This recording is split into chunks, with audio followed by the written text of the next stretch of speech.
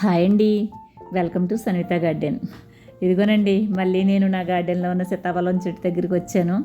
ఇదిగో మరి ఏ సీజన్లో ఆ సీజన్లో కాస్తూ ఉంటాయి కదా ఇవి.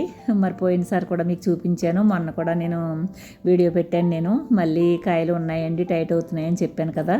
ఇదిగో మళ్ళీ కొన్ని కాయలు వచ్చినాయండి. మొన్న కొన్ని కాయలు కోసుకున్నాను, ఇప్పుడు కూడా కొన్ని కాయలు కోసుకుంటున్నాను. ఇంకా చిన్నవి పెద్దవి కూడా ఉన్నాయండి, కానీ అయిన మట్టుకి కొన్ని కోసుకుందామని వచ్చానమాట. ఒక్కటే చెట్టు ఉంది గార్డెన్లో, కానీ ఒక చెట్టు కూడా మరి మాకు సరిపడి మరి మాకు ఇస్తుంది, అది కొన్ని కాయలు కాస్తుందన్నమాట.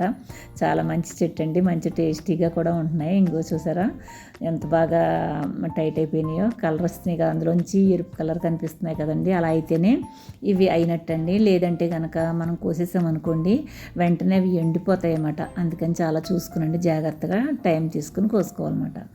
ఓకేనా, చూసి ఆనందించండి. బాయ్ అండి.